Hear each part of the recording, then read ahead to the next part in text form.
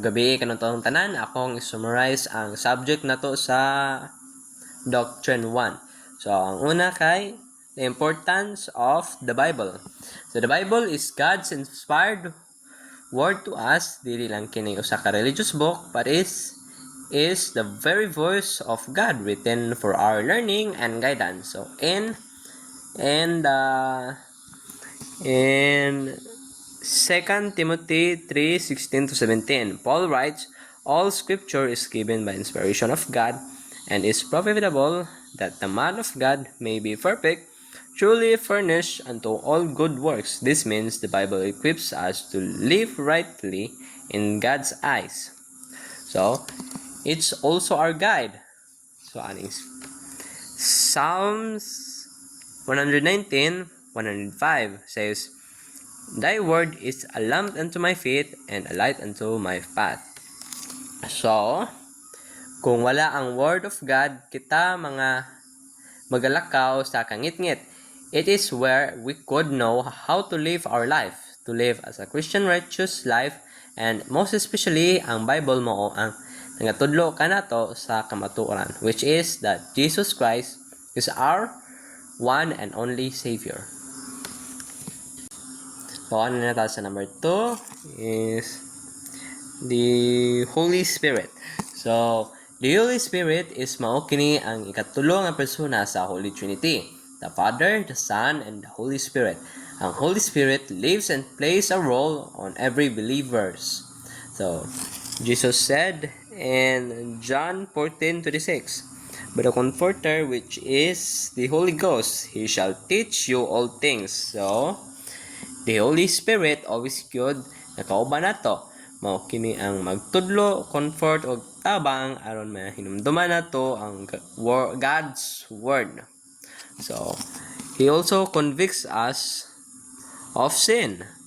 In John 16:8, Jesus said, And when He is come, He will reprove the world of sin and of righteousness and of judgment. So, ang Holy Spirit mao'y magtrabaho sa matag usa ka mga Kristohanon sa ilang mga kasing-kasing.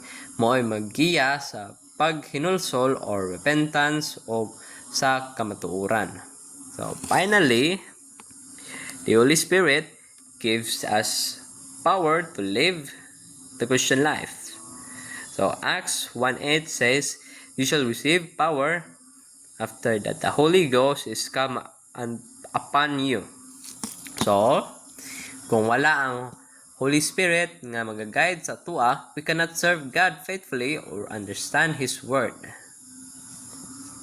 Na sa number 3, which is the Trinity. God the Father, and God the Son. So, kay bawo naman ta nga ang Holy Trinity is composed of the Father, the Son, and the Holy Spirit. Now, aning a part, mag-focus ta about God the Father and God the Son. So, God the Father is the source of all things. So, aning sa first Corinthians 8:6 says, But to us there is but one God, the Father of whom are all things, meaning siya mao ang creator and sustainer of life. On the other hand, Jesus the Son is fully God and fully man. So John 1:1 says, In the beginning was the Word, and the Word was with God, and the Word was God. Then verse 10 says, The Word was made flesh and dwelt among us. So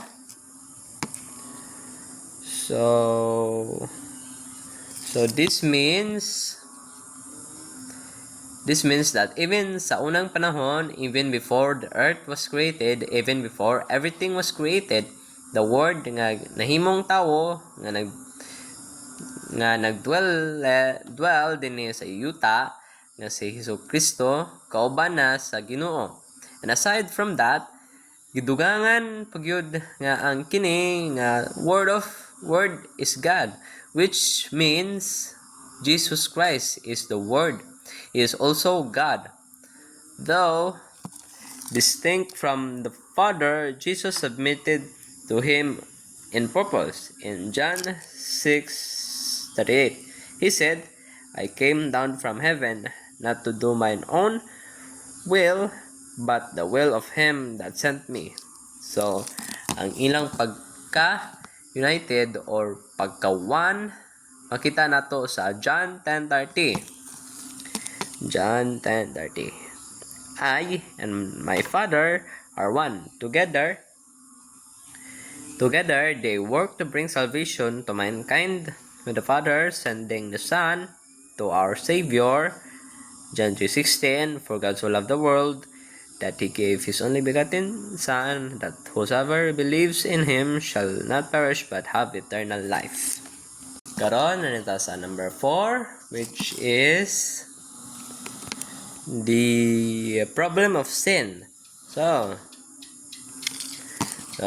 sin is more than just bad behavior.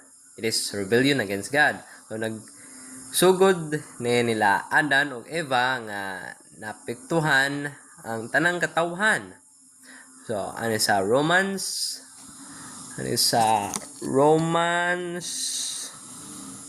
3:23 tells us, for all have sinned and come short of the glory of God. So ang ipasabot ani, kita tanan walay tawo nga dili makakasala. So the result of sin is death, both physical and spiritual. So ani sa Romans 6:23 says, for the wages of sin is death. So sin separates us from God and leads to eternal judgment if left unrepented. So tungod sa gugma sa Ginoo na ay solusyon, which is makita nato sa Romans 5:8 declares, but God commanded his love toward us in that while we were yet sinners, Christ died for us. So gikuha ni Jesus atong punishment so we could be forgiven and reconciled to God. So mo na number 4. So nita sa number 5, which is assurance of salvation. So dalang tao nagapangutana, luwas na ba ko? The Bible says yes. Nanatay confidence in our salvation through Jesus. So salvation is a gift, not something we earn. Makita na to na sa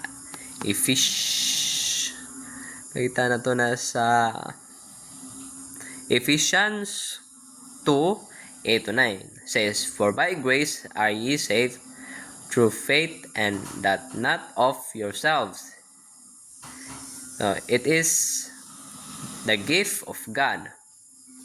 So 1 John 5:13 gives us assurance. These things have I written that ye may know that ye have eternal life.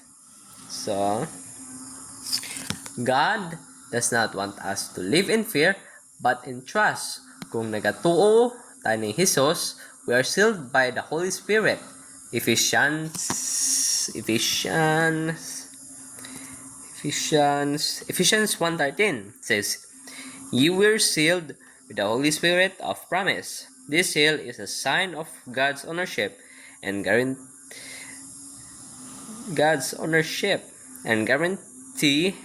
nga makauban nato siya.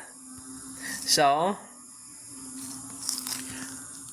true assurance will also produce visible changes in our lives. So sa sa 2 Corinthians chapter 5-17 says, if any man be in Christ, he is a new creature. Atong pangandoy huna og buluhatan will begin to reflect Christ more and more. So in conclusion, Conclusion, the Bible is our guide. The Holy Spirit is our helper. The Father and Son are united in love and power. Sin is our great problem, but salvation through Jesus is our hope, and we can be sure of it.